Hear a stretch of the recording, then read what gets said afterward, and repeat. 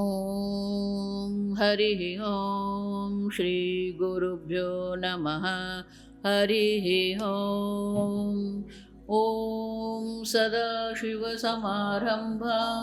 शङ्कराचार्यमध्यमाम् अस्मदाचार्यपर्यन्तां वन्दे गुरुपरम्परां। श्रुतिस्मृतिपुराणानाम् आलयं करुणालयं नमामि भगवत्पादं शङ्करं लोकशङ्करं।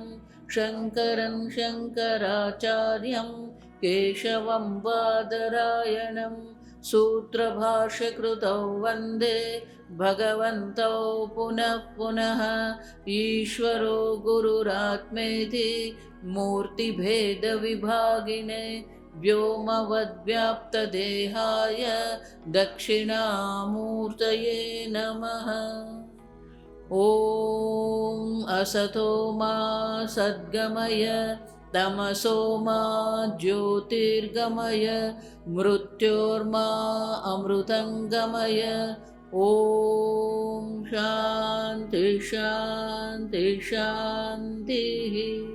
वासुदेवेन्द्र योगीन्द्रं नत्वा ज्ञानप्रदं गुरुं मुमुक्षूणां हितार्थाय तत्त्वबोधोऽभिधीयते। आत्मा कः स्थूलसूक्ष्मकारणशरीराद्यतिरिक्तः पञ्चकोशातीतः सन् अवस्थात्रयसाक्षी सच्चिदानन्दस्वरूपः सन् यः तिष्ठति स आत्मा। एतेषां पञ्चतत्त्वानां मध्ये आकाशस्य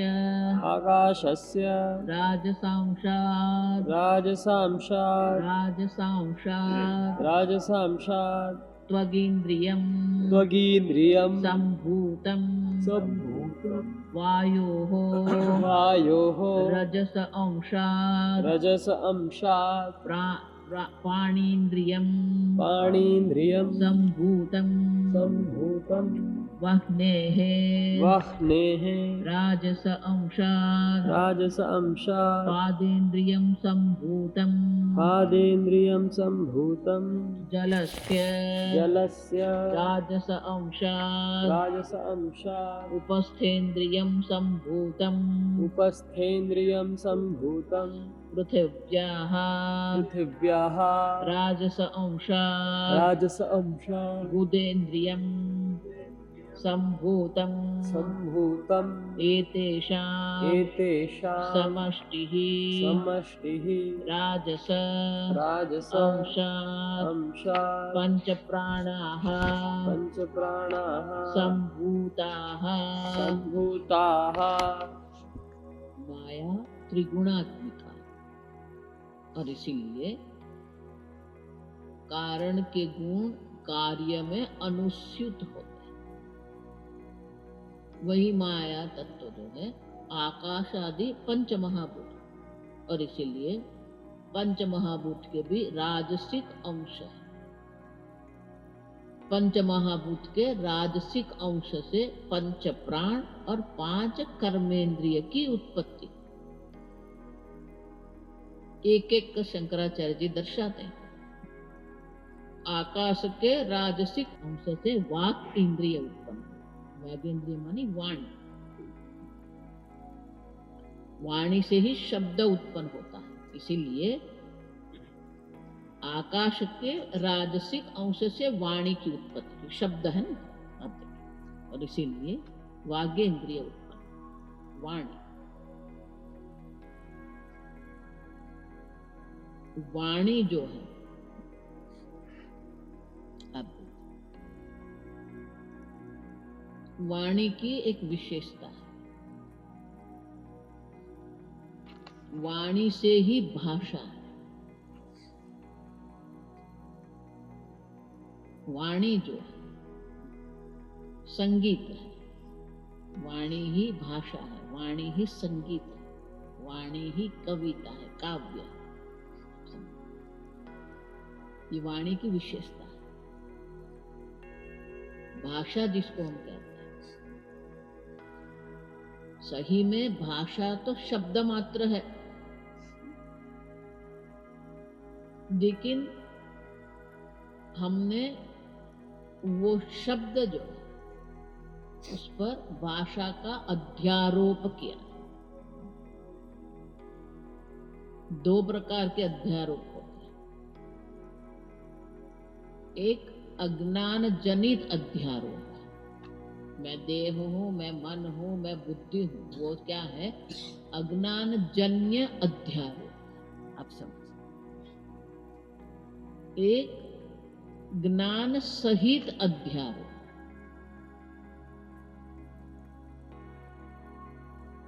क आप देखिए ध्वनि है, कामाल। का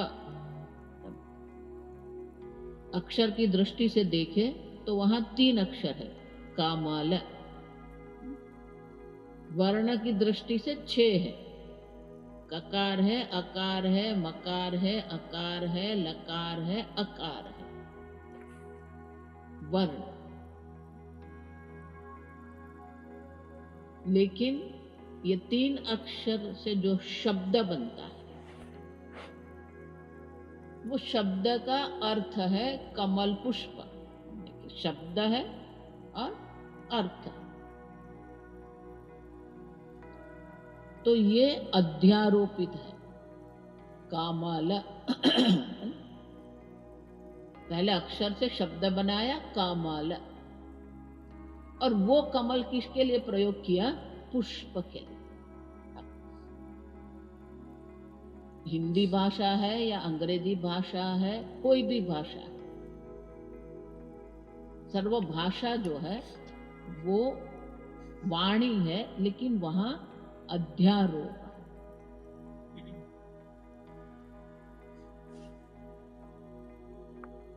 ध्वज, राष्ट्र ध्वज होता है, 26 जनवरी आएगी। राष्ट्र ध्वज जो है वो क्या है? प्रतीक है, राष्ट्र का प्रतीक है, अध्यारोप है। एक ध्वज पर हमने राष्ट्र का अध्यारोप किया।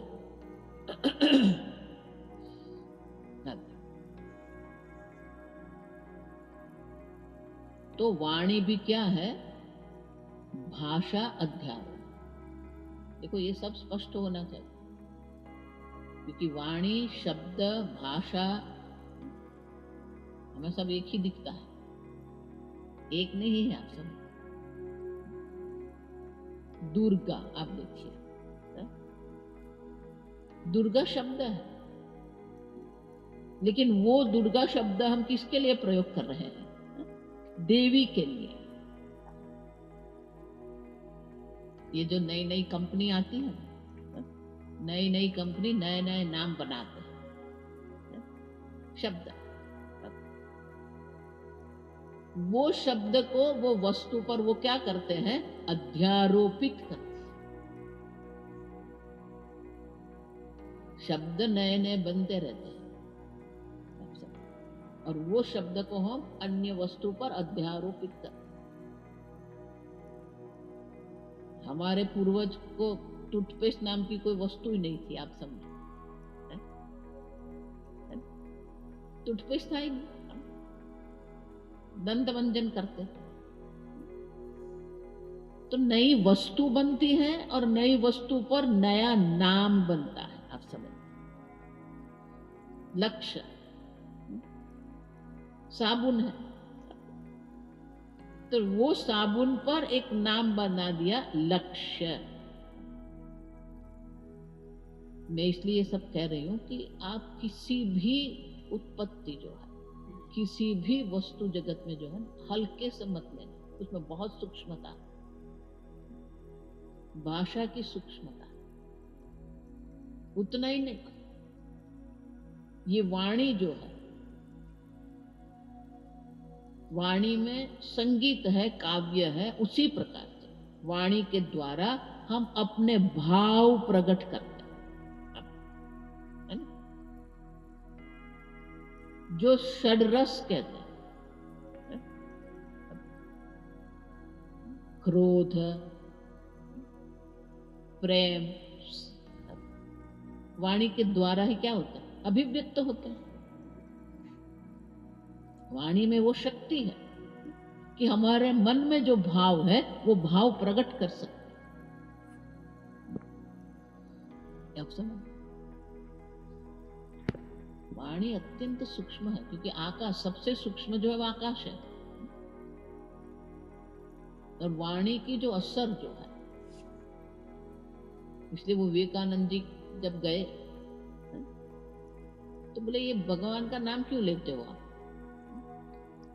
वो तो नाम है, नाम में क्या है? अब देखिए,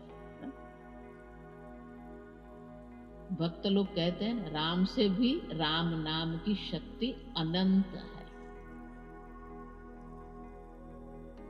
सब वाणी है। आप देखिए, तो विवेकानंद ने कहा कि ये भगवान का नाम है तो उसमें एक नाम की शक्ति है। तो वह तो शब्द है, शब्द में क्या शक्ति है? तो विवेकानंद जी कुछ बोले नहीं। वो परदेसी 3 युवान थे, कोई उत्तर नहीं दिया। तो उन्होंने सोचा है इसको समझ में नहीं आता है, वो चले गए। थोड़े आगे गए, विवेकानंद ने जोर से बोला, रास्कल। आप देखिए, तीनों मूड के आवे साइम जी को, who are you to tell me rascal?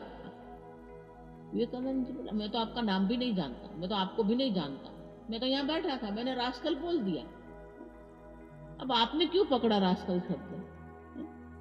और रास्कल शब्द सुनकर आपके मन में क्रोध आए, मानी रास्कल शब्द में वो शक्ति है कि आपके मन में वो क्रोध उत्पन्न करता है। अब देखिए, मैंने तो आपको बोला ही नहीं है, मैं तो शब्द मात्र में तो रास्कल बोला, आपने मान लिया मैंने आपको कहा। अब देखिए, तो अगर रास्कल शब्द आपके मन में क्रोध उत्पन्न कर सकता है, तो भगवान के नाम की शक्ति क्या कहीं नहीं कर सकती? अब देखिए, अब समझो, ये नाम की शक्ति है, ये वाणी है। अब देखिए, वाणी से आप कुछ भी कर सकते हैं। जो सब राजनेता जो होते हैं, क्या करते हैं? वाणी विलासी है, आप समझ लो। वो वाणी से आपके मन को ऐसे भ्रमित करते हैं ना। फिर वो जब चुनाव होता है, अब देखो, वाणी से ही है सब। वाणी की महिमा है, वो सूक्ष्मता में हमें जाना है। कौन सा शब्द हम बोल रहे हैं, किस भाव से हम बोल रहे हैं, कितनी मात्रा में बोलते हैं, जोर से बोलते हैं, धीरे से बोलते हैं, उतना ही नहीं। अंग्रेजी में एक शब्द है टोन।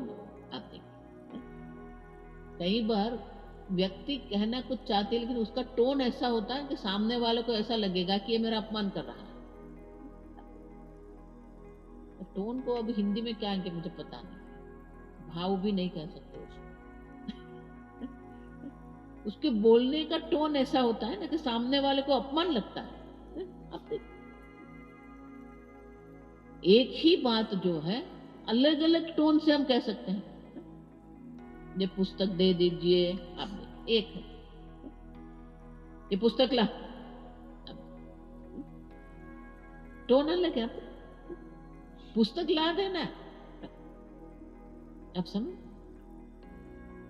आप क्या बोलते हो, कब बोलते हो, किस भाव से बोलते हो, किस टोन से बोलते हो, उनकी असर हमारे हृदय पर है। आप देखिए, भले वो कर्मेंद्रिय है, लेकिन उनकी सीधी असर कहाँ होती है? हमारे अंतःकरण पर होती है। ये वाणी की शक्ति है। आप समझ, इसीलिए ये वाणी जो है, संपूर्ण मनुष्य का व्यवहार वाणी से बहुत आवश्यक है। ये वाणी, वही तो एक मनुष्य की विशेषता। हमारी ही वाणी है ऐसा मत मानना, पशु पक्षी की भी वाणी है। महाभारत में जो नल राजा थे ना,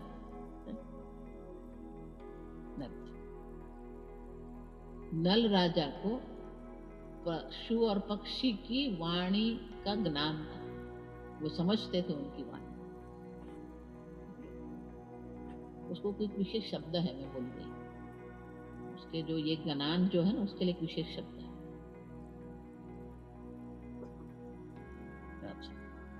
तो नल दमयंती की जो कथा है ना, उसमें आता है। तो फिर वो द्यूत सीखने के लिए गए, तो एक विद्या से दूसरी विद्या, आप देखिए, नल राजा ने वो राजा को ये पशु पक्षी की वाणी सिखाई, और वो राजा ने नल को द्यूत विद्या सिखाई। आप देखिए, जानते थे वो पशु को, पक्षी को, जो बोलते थे वो समझते थे, उनकी भी वाणी। ऐसा मत मानना कि मनुष्य की वाणी। जो मच्छर होते हैं ना, उसकी भी वाणी होती है। रात को सो जाते हैं तो उसकी वाणी के संगीत हमें सुनने मिलता है। शत्रु भाव भी वाणी से आता है, मित्र भाव भी वाणी से आता है, सखा भाव भी वाणी से आता है, मातृ भाव भी वाणी से आता है। अब देखिए, आपकी वाणी से ये सब आपकी अभिव्यक्ति है। वाणी मनुष्य की अभिव्यक्ति है, इसलिए कई बार बोलते हैं। अब देखिए कि आप मौन रहेंगे ना, तो सब आपको पंडित मानेंगे, लेकिन एक वाक्य बोलेंगे ना, आपका पांडित्य प्रकट हो जाएगा। अब समझ, वाणी आपके व्यक्तित्व के, आपके ज्ञान के, आपके भाव को, आपके प्रेम की अभिव्यक्ति करने का साधन है। ओम शन्नो मित्र शं वरुणः शन्नो भवत्वर्यमा शन्न इन्द्रो बृहस्पतिः शन्नो विष्णुरुक्रमः नमो ब्रह्मणे नमस्ते वायो त्वमेव प्रत्यक्षं ब्रह्मासि त्वमेव प्रत्यक्षं ब्रह्म वदिष्यामि ऋतं वदिष्यामि सत्यं वदिष्यामि तन्मामवतु तद्वक्तारमवतु अवतु माम् अवतु वक्तारम्। ॐ शान्ति शान्ति शान्तिः। ॐ पूर्णमदः पूर्णमिदं पूर्णात् पूर्णमुदच्यते पूर्णस्य पूर्णमादाय पूर्णमेवावशिष्यते। ॐ शान्ति शान्ति शान्तिः। हरिः ॐ श्री गुरुभ्यो नमः। हरिः ॐ।